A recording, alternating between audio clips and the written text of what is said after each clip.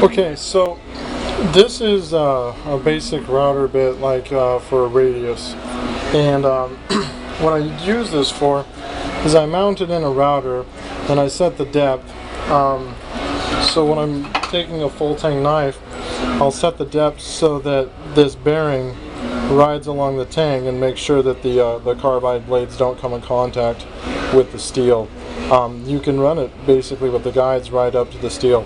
So what this allows me to do is it allows me to take a knife like this. This is one of my silverback field knives, and I profile the tang, the full tang structure, and then I just take a rough chunk of Taro Tough like this, where I've kind of designated this as the left side of this handle, and I can mount it just like this, and then I'll run it along this router here, and it'll trim up and cut my radiuses for me and everything like that. So I'm going to demonstrate how that works. It's going to get real noisy, and so I would suggest that you turn the volume down if you're watching this, because you're just going to hear router and vacuum and everything. So here we go.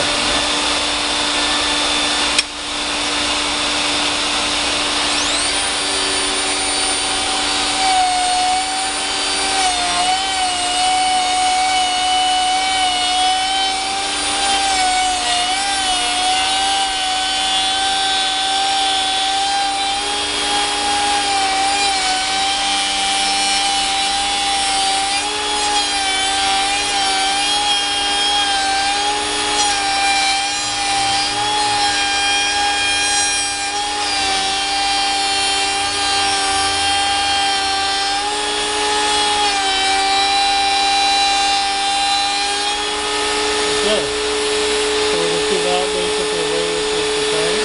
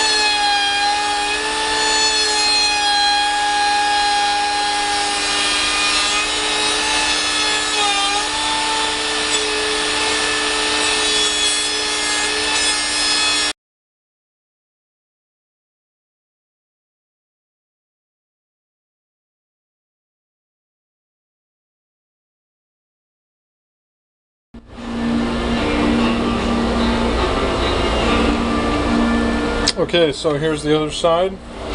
We'll rough this one out.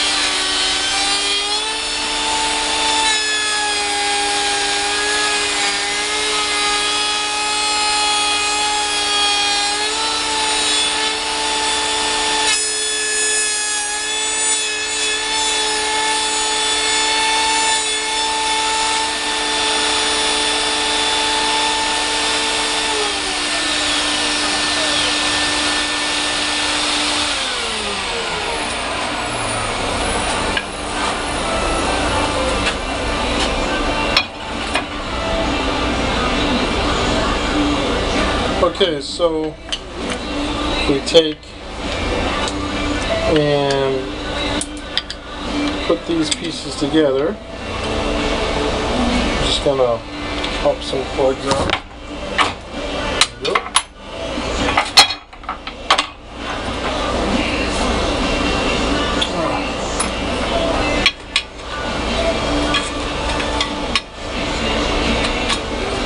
So I still have the part around the Ricasso to do, but you know, I can do that once I put the scales together. But when you look here, you can see that the handle contours the profile of the tang, and if I would have smoothed out the tang more on this side, like I did on this side, you'd see that they join up a lot better. I'll go back to my horizontal grinder, clean that up, and then I can run it all on the router again.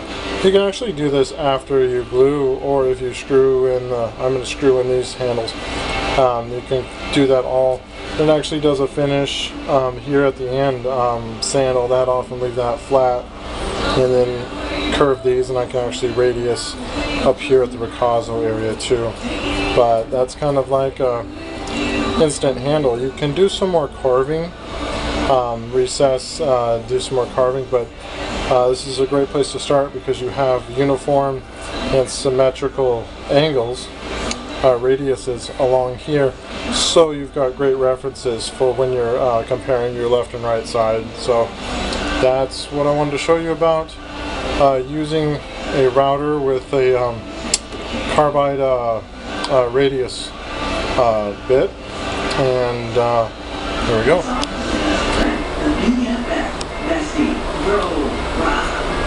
Okay, so I went back and I took my horizontal grinder and I profiled the tang. Just got it all perpendicular and flat, and then I also brought the butt end of the scales flush with the part of the tang, and then I radiused like the shoulders here where they go against the Ricasso area of the knife and stuff. Then put everything together and then ran it back up on the router one last time just for a final pass. So this gives me my preliminary shape. I have complete symmetry in all these areas, a consistent radius. If I want to take a little more material or change the radius here, I can either change the router bit to a smaller radius, like this one. It has a smaller radius, and that would cut in a little differently. And then I can use my grinder or files or other things to shape those parts off. But now I've just got the base handle, and right now it works pretty good as a handle. Some people would find this completely comfortable. Some people may ask for more texturing or blending of the contrast. But that's my little video on using the radius router bits for shaping handles, especially for full tang knives. I have developed a system to where I can use this to set the preliminary shape for even hidden tang knives, and then go from that point. So thanks for watching.